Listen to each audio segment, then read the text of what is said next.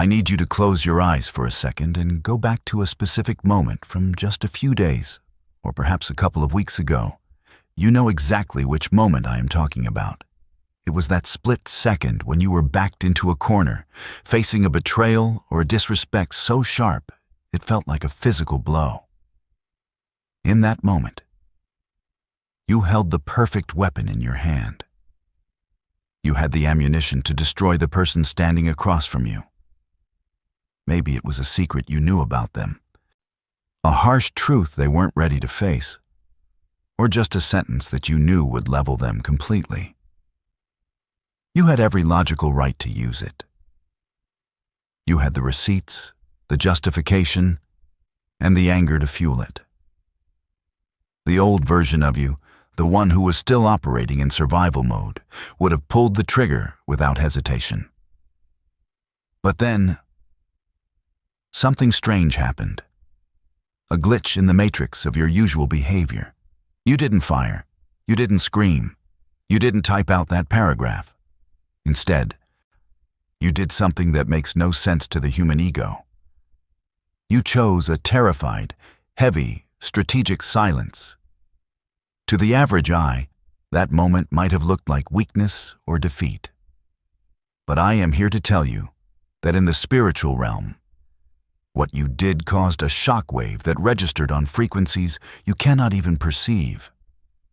You created a pattern interrupt. You see, the enemy, the narcissist, the energy vampire, whatever face the darkness wore in that moment, they were banking on your reaction. They were feeding on the predictability of your rage. They wanted you to lower your vibration to match theirs so they could legally siphon your energy. But by denying them that reaction, you didn't just be the bigger person. You starved the entity that was attacking you. You broke the circuit. This wasn't just an act of kindness. It was an act of spiritual warfare so advanced that most people go their entire lives without mastering it. You didn't just survive an attack. You initiated a protocol of promotion. This was the exact moment you shifted from a survivor of your circumstances to a sovereign over your reality. And it is the reason why the atmosphere around your life has suddenly shifted. Let's go deeper into the physics of what actually happened in that moment, because you need to understand that this wasn't just a moral victory. It was a mastery of spiritual mechanics. Most people believe that angels, or even Archangel Michael himself, are impressed simply by acts of kindness or charity. But the truth is much more complex. The celestial realm operates on laws of energy, and what you performed was a high-level alchemical operation. When a person attacks you, insults you, or betrays you, they are not just using words or actions. They are throwing an energetic hook into your field. They are unconsciously attempting to create a circuit. Think of it like a live wire looking for a ground. They are in a state of chaotic, on low-frequency vibration, and to relieve their own internal pressure, they need to discharge that energy into someone else. They need you to get angry, to defend yourself, or to crumble in fear. That reaction is the connection point. It completes the circuit and allows them to siphon your light to feed their darkness. But you refuse the connection. You felt the surge of anger, the heat rising in your chest, the biological impulse to strike back, and instead of letting it fly, you held it. And this is where the miracle happened. You didn't suppress the emotion, which is what makes people sick. You transmuted it. In the ancient traditions, this is the true definition of alchemy. Turning lead into gold. You took the heavy, dense lead of their hatred and, through the sheer force of your will and spirit, you incinerated it within your own container of silence. You turned that chaotic energy into wisdom, patience, and power. You acted as a spiritual transformer, not taking a voltage that would blow out a normal person's nervous system and stepping it down into pure, grounded authority. This is why Archangel Michael, the great warrior of the celestial armies, paused to observe you. Michael is not moved by weakness or passive niceness. As a warrior archetype, he respects power, but specifically, he respects power under control. Anyone can scream. Anyone can seek revenge. It takes zero spiritual maturity to mirror the chaos of a broken person. But to stand in the fire, to feel the heat of the betrayal, and to remain cool, calculated, and silent. That is what is known as command authority. You demonstrated that you possess the sword of truth, but you have the discipline to keep it sheathed. In that silence, you were louder than you have ever been. You showed the spiritual realm that you are no longer a victim of your impulses, but a master of your environment.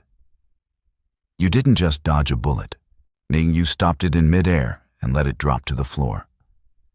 That level of control is the signature of a soul ready for higher governance. And that is exactly why your file was pulled for review. You proved you can be trusted with power because you refused to abuse it when you were in pain. You may have noticed something strange happening to the people who tried to bury you recently. Perhaps their plans are falling apart, their relationships are crumbling, or they are facing sudden and inexplicable obstacles in areas of their lives that used to be stable. It is tempting to look at this and think that God is punishing them specifically to avenge you.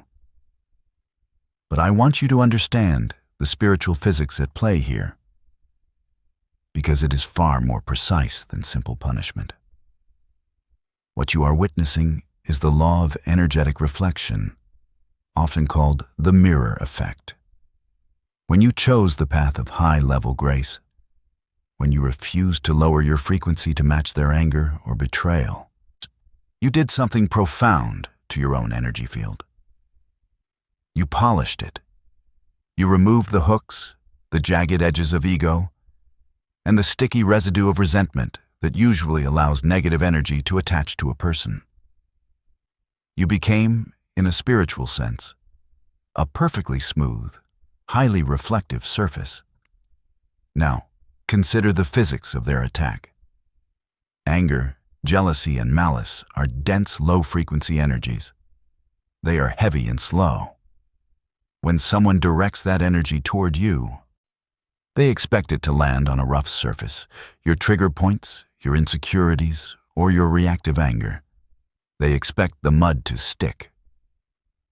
But because you maintained your composure and stayed in a vibration of light, you became a mirror. Darkness cannot penetrate light. It can only be revealed by it. So when their wave of negativity hit your high-frequency shield, it found no place to dock. It found no entry point. And because energy can neither be created nor destroyed, only transferred, and that wave had to go somewhere.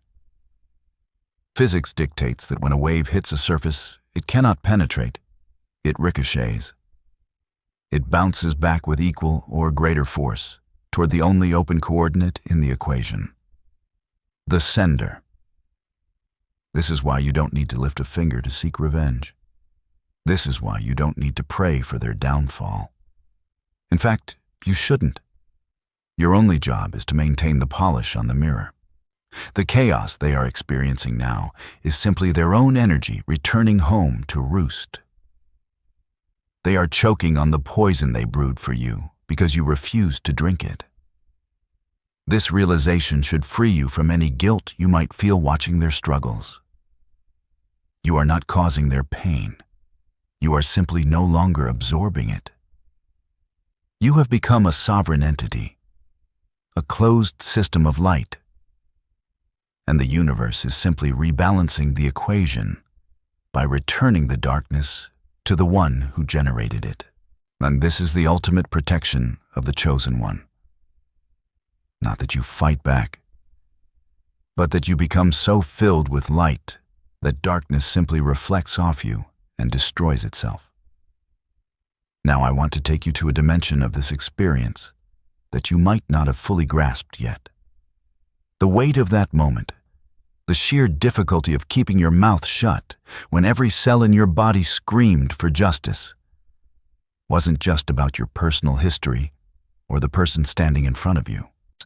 That anger you felt, that heavy, dark impulse to retaliate, to match their venom with your own, was an echo. It was a bloodline frequency vibrating through your DNA. You see, when you are a chosen one, you are rarely just dealing with your own karma. You are carrying the unresolved emotional debts of generations before you. Your parents, your grandparents, and likely even further back, faced similar betrayals. They faced similar disrespect. And how did they respond? Most likely, they responded with the same patterns you were tempted to use. Explosive anger, bitter resentment, passive-aggressive silence. Or perhaps they numbed the pain with alcohol or distraction because they didn't have the tools to process it. Those reactions didn't disappear when they died. They became encoded in the family lineage as emotional default settings. They became the path of least resistance in your nervous system. So when you were tested recently, you weren't just fighting your own ego. You were fighting the ghost of your grandfather's temper or your mother's silence. You were fighting a genetic predisposition to handle conflict in a low vibrational way. That is why it felt so impossibly heavy. That is why it took every ounce of your spiritual strength to choose differently. But here's the magnificent truth. When you made that choice, when you broke the pattern and responded with high-level grace instead of low-level reaction, you didn't just liberate yourself. You sent a shockwave backward through your timeline. You rewrote the code. You cleared a debt that had been compounding for decades. This is the hidden power of the chosen one. You are the cycle breaker. You are the one who stood in the gap and said, "It ends with me."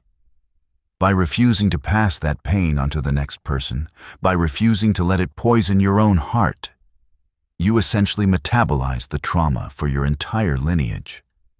You did the heavy lifting that your ancestors couldn't do. And because of that, the freedom you are about to walk into isn't just a personal breakthrough. It is a generational emancipation. You have unlocked a level of blessing and clarity that your family line has never had access to before, because you were willing to do the hard, silent work of alchemizing the pain instead of just transmitting it. You are the first domino to fall in a new direction, and the momentum of that shift is going to change everything for those who come after you. And this brings us to a profound and often painful realization about the current state of your inner circle. It is tempting to feel abandoned or betrayed by the sudden silence from people you thought would be there for you. It is easy to interpret their withdrawal as judgment or indifference. But I want to reframe this for you. What you are experiencing right now is not abandonment. It is spiritual physics in action. We call this the vacuum law. As you rise in frequency, and as you move into this new, sovereign identity where you refuse to be a dumping ground for other people's chaos, you create a fundamental mismatch in vibration. Think of it like a centrifuge. As a centrifuge spins faster and faster, the heavier, denser particles are forced outward. They cannot hold on. They simply do not have the structural integrity to remain in the center. The people who are exiting your life right now, the false allies, the lukewarm friends, the family members who suddenly seem distant or critical, they are the dense matter being spun out of your orbit. They were compatible with the version of you that was willing to engage in low-level drama, the version of you that was willing to dim your light to make them comfortable. But that version of you no longer exists. You have upgraded your operating system, and their software is no longer compatible. This is not a judgment on them. It is simply a reality of energetic coherence. You cannot carry dead weight into a season of acceleration. You cannot drag people who are committed to misunderstanding you into a future where you are required to be fully understood. Their exit is a form of divine protection. It is creating a necessary void, a vacuum that will pull in the new, aligned connections that are waiting for you. So, when you feel the sting of their absence, remind yourself that this emptiness is not a loss. It is a clearance. Otherwise, it is the universe making space for the people who can actually meet you at this new level. Do not chase them. Do not lower your vibration to try and convince them to stay. Do not apologize for your growth. Stand in the center of the vacuum with dignity. Trust that nature abhors a vacuum and that this space will be filled with relationships, opportunities, and alliances that match the frequency of the warrior you have become. The silence is not the end of your social life. It is the quiet before the arrival of your true tribe. They are coming, but they can only enter the space you are brave enough to hold open. There is a specific reason why you might have been feeling strange physical sensations lately. Things you can't quite explain and that doctors might dismiss as nothing. You might be experiencing sudden waves of exhaustion that sleep doesn't fix, ringing in your ears that comes and goes. Or perhaps your diet has shifted and you suddenly crave lighter foods or can't tolerate heavy ones anymore. You might feel dizzy or have headaches that seem to have no cause.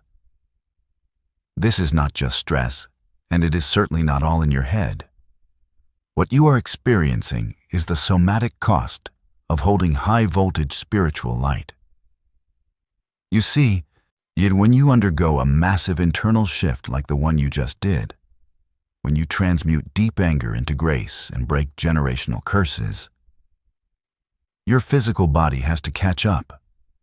Your nervous system is literally being rewired to handle a higher frequency of energy.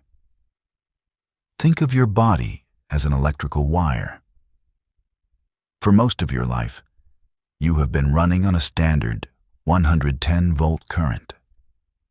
It was enough to get by, enough to survive the trauma and the daily grind. But the moment you chose sovereignty, the moment you aligned with your higher self and refused to engage in low vibrational warfare, you flipped a switch. You began channeling 220 volts of pure, divine power. This is high-frequency light, and it demands a stronger vessel. Your nervous system is currently under construction to handle this upgrade. The fatigue is your body's way of saying it needs to go offline to install the new software.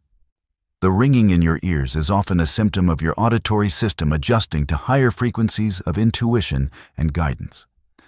The dietary changes are your cells asking for fuel that matches your new vibration. So, please, do not ignore these signs or try to power through them with caffeine and willpower. You cannot be a warrior of light if your physical vessel is burnt out. This is a crucial phase of integration. You need to treat your body with extreme care right now. Grounding is essential. Get your bare feet on the earth, spend time in nature, and drink more water than you think you need because water conducts energy. Rest when you are tired, even if it feels unproductive. Your productivity in the spiritual realm is massive right now, even if your physical body feels slow. You are literally embodying a new level of consciousness, and that takes a tremendous amount of biological energy. Honor the process. Trust that your body knows what it is doing. You are not sick, you are upgrading, but there is a trap waiting for you on the other side of this victory, and it is the most insidious test of all because it looks like righteousness. Once you have mastered your anger, once you have learned to transmute your pain into power, And once you have seen the tangible results of your spiritual elevation, the backfiring attacks, the peace, the clarity, your ego will try to hijack your progress. It will whisper to you that you are special. And it will tell you that you are better, more evolved, and more deserving than the people around you who are still stuck in their drama.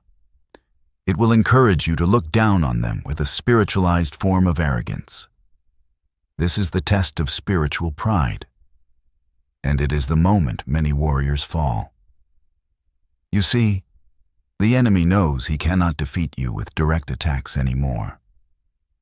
You have proven yourself immune to his chaotic energy. So he switches tactics. He tries to inflate your ego until you become the very thing you despised in others: judgmental, separate, and superior. Archangel Michael, the great protector, is not impressed by arrogance. In fact, true spiritual power is inversely proportional to your ego. The higher you climb, the more humble you must become. The moment you start believing your own hype, the moment you start thinking you are the source of the light instead of just the mirror reflecting it, how do you cut yourself off from the flow of divine power? You become brittle. You become susceptible to the very darkness you thought you had conquered. So, your next great battle is not against an external enemy. It is against the subtle voice within you that wants to take credit for God's work. To maintain your status as a warrior of light, you must cultivate the heart of a humble servant. You must remember that your strength is a gift, not an achievement. You must look at those still struggling in darkness, not with judgment, but with compassion, knowing that but for the grace of God, you would still be there too. This is the true mark of a chosen one: the ability to wield immense power without ever needing to flaunt it. It is the quiet confidence that comes from knowing who you are, without needing to diminish anyone else to feel significant. Stay humble. Stay grounded. Remember that you are a channel, not the source. The moment you forget this is the moment you lose your footing. But if you can navigate this test of pride with the same grace you used to navigate your anger, there is no limit to what heaven can entrust to you. You will become a pillar of stability in a chaotic world, a beacon of true light that draws others out of the darkness not by force, but by the sheer, undeniable magnetism of your humility. You have probably heard about the concept of accelerated fulfillment. The idea that the blessings and breakthroughs you have been waiting for are suddenly speeding up. The competitor's video framed this as a reward for your good behavior, like a prize for winning a game. But I need you to understand what this actually means, because it is not about getting stuff. It is about getting equipped. When heaven accelerates your timeline, it is not because you earned a vacation. It is because you have been drafted for a mission. The resources, the opportunities, or the connections that are suddenly aligning for you, they are not just gifts. They are supplies. Think of a soldier being deployed to the front lines. They are given better armor, advanced weaponry, and direct communication lines, not so they can relax, but because they are being sent into a more critical zone of operation. The acceleration you are feeling is a sign that you have graduated from basic training. You have proven you can handle the emotional weight of betrayal without crumbling. Then you have demonstrated that you can maintain your integrity when no one is watching. Now, God is trusting you with material responsibility. The financial breakthroughs, the career advancements, the new platforms of influence, they are tools for the work you are called to do. The reason things are happening faster is because the world needs what you carry now, not 10 years from now. There is an urgency in the spirit. You are being positioned to lead, to heal, to build, and to serve on a level that requires significant resources.